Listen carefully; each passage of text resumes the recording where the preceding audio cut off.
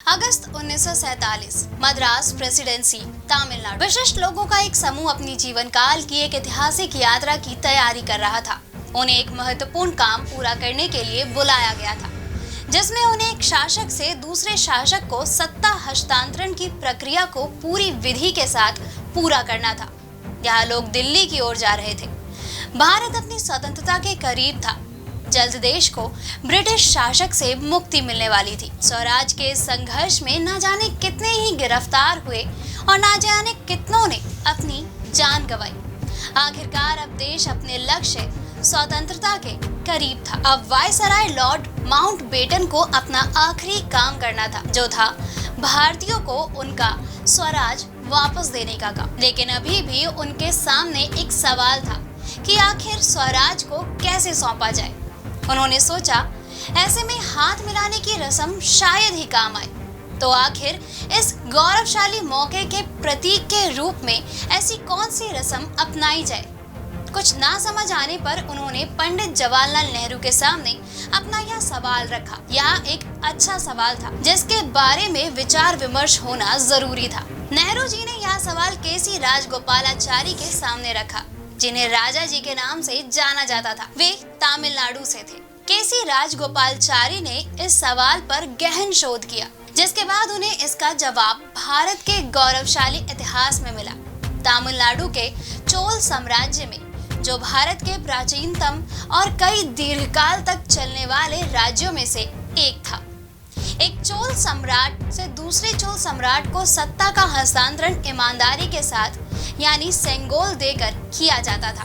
सेंगोल सोने, चांदी और कीमती पत्थरों से सजाया जाता था। सेंगोल या राजदंड औपचारिक अवसरों पर सम्राट द्वारा ले जाया जाता था और इसका उपयोग उनके अधिकार को दर्शाने के लिए किया जाता था। कहा जाता है कि सेंगोल को भगवान शिव का आशीर्वाद प्राप्त होता है।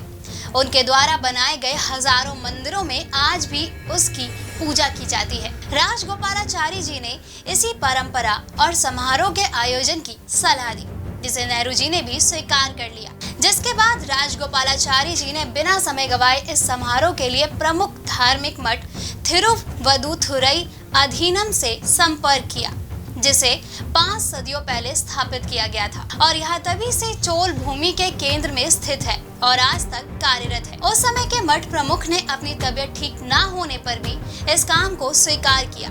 उन्होंने सेंगोल बनाने का काम मद्रास के एक स्वर्णकार को सौंपा। सेंगोल के शीर्ष पर नंदी विराजमान थे, जो कि शक्ति, सत्य और न्याय के प्रतीक है। 14 अगस्त 1947 को सत्ता हस्तांतरण के समय तमिलनाडु से 3 लोगों द्वारा विशेष रूप से सेंगोल लाया गया, जिसमें अधीनम के उप महायाजक नंदस्वरम वादक राज रथिनम पिल्लई और ओडुवर शामिल थे। यह दल विशेष विमान से दिल्ली आया, जिसके बाद सेंगोल को लॉर्ड माउंटबेटन को सौंप दिया गया। फिर उनसे उसे वापस ले लिया गया। इसके बाद सेंगोल को पवित्र जल से शुद्ध किया गया। इसके बाद इसे जुलूस के रूप में पंडित जवाहरलाल नेहरू के घर ले जाया गया। इस दौरान महायाजक के निर्देश अनुसार एक विशेष गीत भी गाया गया। पीताम्बर पहनाते हुए रीत के अनुसार सेंगोल सौंपा। आपको बता दें, भारत के इतिहास में सेंगोल यानी राजदंड का पहला ज्ञात उपयोग मौर्य साम्राज्य द्वारा किया गया था। मौर्य सम्राटों ने अपने विशाल साम्राज्य पर अपने अधिकार को दर्शाने के लिए राजदंड का इस्तेमाल किया था। इसके बाद गुप्त साम्राज्य, चोल साम्राज्य और विजयनगर साम्राज्य द्वारा सेंगोल का इस्तेमाल किया गया था। जिसके बाद भारत की आजादी के बाद इसे देश के तत्कालीन प्रधानमंत्री जवाहरलाल नेहरू को सौंपा गया था। वहीं अब 28 मई 2023 को सेंगोल की स्थापना नए संसद भवन में की जाएगी। दोस्तों, अगर आपको हमारा ये वीडियो पसंद आया हो तो इसे अपने दोस्तों के साथ भी जरूर शेयर करें और अगर आपके पास हमारे लिए कोई भी सवाल हो तो उसे कमेंट में लिख के हमें जरूर बताएं।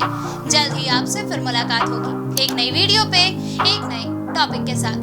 तब तक के लिए नमस्कार।